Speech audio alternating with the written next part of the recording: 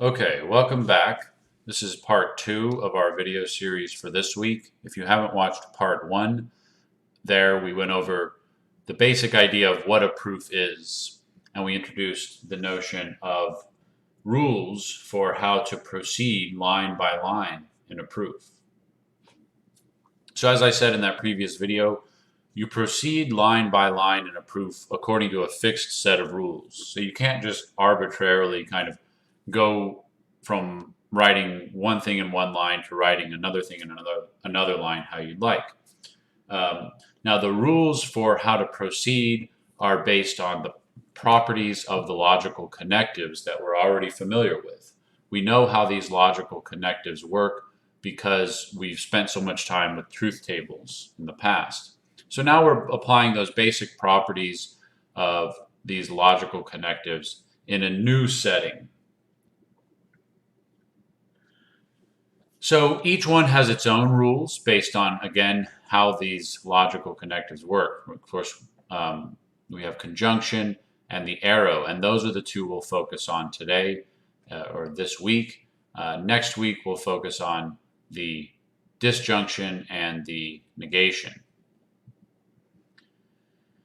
So each connective has two rules, a way of introducing that connective and a way of eliminating it. So the introduction rule dictates how you can join two previous lines in the proof with a logical connective, and the elimination rule dictates how you can free up a formula from it being conjoined with another one by one of the connectives.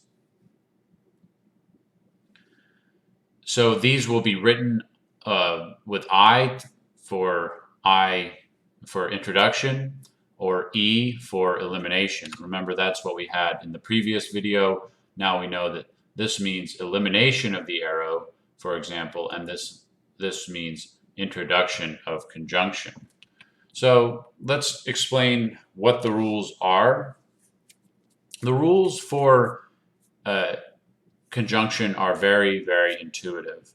So here, this gives you a picture of the rule. Formally stated, the rule says this: if you have phi on line 1 and you have psi on another line 2, then you can write phi and psi on a new line. And then over here, of course, you'll track how you derived this line from the previous lines. You used an introduction of conjunction, and which lines did you use it on? Well, L1 and L2.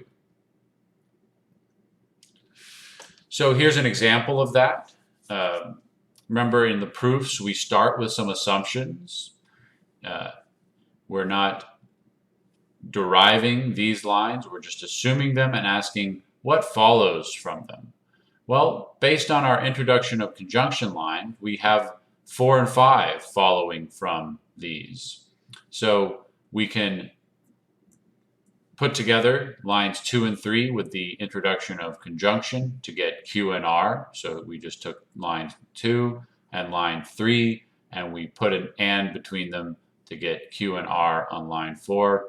And then we can take a line that already has a conjunction and add a new one. Here we've taken line 4 and we've conjoined it with line 1 to get line 5, P and Q and R.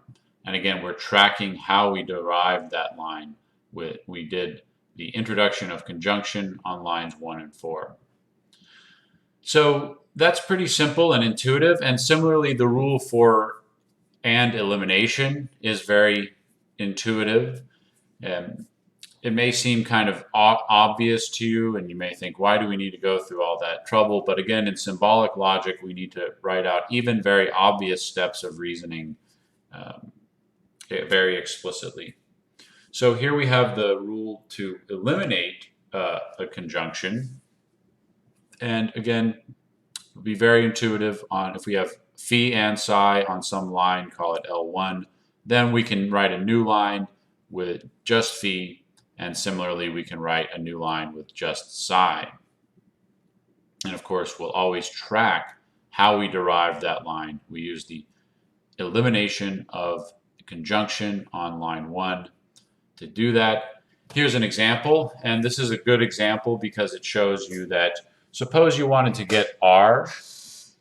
Well, you can't just go straight from line 1 to R in line 2. You have to break it down piece by piece.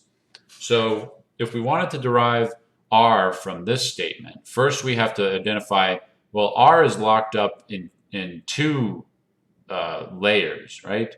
The main connective of this entire statement is this particular and. So first we have to free up Q and R, which we've done on line 2, using an elimination of conjunction on line 1. And then now we can eliminate the conjunction on line 2 to derive R.